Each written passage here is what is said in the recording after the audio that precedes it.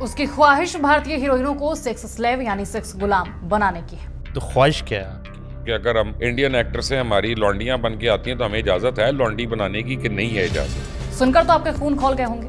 खौलना भी चाहिए। ये शब्द है पाकिस्तानी के सो कॉल्ड वरिष्ठ पत्रकार मुबाशिर लुकमान के। नमस्कार, मैं निशा राय आपके साथ और आप देख रहे हैं नक्षत्र न्यूज। पहले उस पत्रकार के बयान सुनिए, फिर आगे बढ़ेंगे। अच्छा सर, आपने बराह रास्त लड़ने का फैसला कर लिया, बंदूक उठाने का फैसला कर लिया, खुदा ना खास्ता जंग हो जाती, तो ख्वाहिश क्या है आपकी? मैं तो चाहता हूँ आपके पॉडकास्ट के जरिए उलमाए दीन से मैं एक सवाल पूछूं कि अगर हम इंडियन एक्टर से हमारी लॉन्डियां बन के आती हैं तो हमें इजाजत है लॉन्डी बनाने की कि नहीं है इजाजत? अच्छा, उसमें भी कोई आपकी चॉइस है? वो काफी है, लेकिन आप उसको छोड़ दें।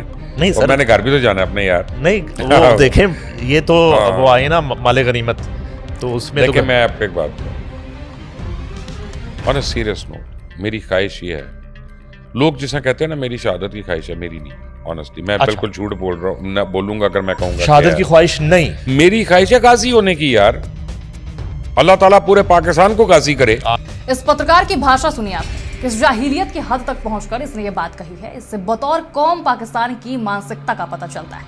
आपको ये जानकर हैरानी होगी कि मुबाशिर लुकमान के वरिष्ठ पत्रकार बनने के पीछे भारतीय ही हैं, जिन्होंने यूट्यूब पर उसे सब्सक्राइब किया, फॉलो किया, उसके व्यूअरशिप को बढ़ाया और आज ये इन्हीं की लड़कियों और इन्हीं की महिलाओं के बारे में इस तरह की सड़क छाप भाषा का इस्तेमाल कर रहा है। सबसे पहले तो आप सबसे गुजारिश है कि अगर आप में से कोई भी इसके सब्सक्राइबर हैं तो इसे तुरंत अनसब्सक्राइब करें। अब आगे बढ़ते हैं। युद्ध की स्थिति में वतन के लिए मरने की बात करना कोई गलत बात नहीं, देश प्रेम दिखाना गलत नहीं है, लेकिन दुश्मन मुल्क की लड़कियों को सेक्स गुलाम बनाने की बात करना ये कैसी मान सकता है? खैर, मैं भी एक पत्रकार हूं और एक लड़की हूं, एक महिला हूं। मैं यहां से क्लियर कर देती हूं कि वॉर तो पाकिस्तान जीतने से रहा, उसकी उम्मीद भी आप छोड़ दें। बाकी मैं आपको कुछ याद दिला देती हूँ। 1999 में भारत और पाकिस्तान के बीच जो कारगिल युद्ध हुआ था वो याद है ना? वरिष्ठ पत्रकार है, उम्मीद है इतनी जानकारी तो होगी। उस वक्त पाकिस्तानी सैनिकों के बीच से आवाज आई थी कि हमें माधुरी दीक्षित दे दो, हम चले जाएंगे। फिर क्या था, भारतीय सेना की तरफ से भी आवाज आई, लेकिन AK-47 से फायरिंग के बाद याद है क्या आवाज आई?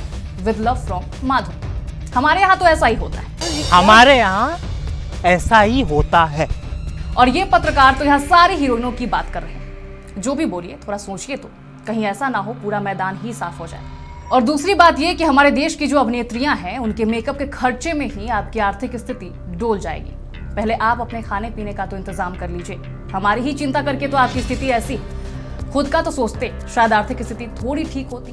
और वैसे भी हमारे भारतीय नागरिक सही कहते हैं पाकिस्तान को कि अब्बू और पिताजी के सामने ज्यादा उड़ना नहीं चाहिए, नहीं तो पर काट दिए जाते हैं। खैर, मुबाशिर लुकमान भूल गए हैं कि जंग की स्थिति में इंडियन आर्मी की गरज के सामने पाकिस्तानियों का क्या होने वाला है। फिलहाल इतना ही, बाकी आप लोग मोर्चा संभालिए और मुझे दीजिए इजाजत। नमस्कार। अगर ये पोस्ट हमारी आपको अच्छी लग रही है तो इसे लाइक करें, सब्सक्राइब करें और हाँ, बेल आइकन दबाना ना भूलें।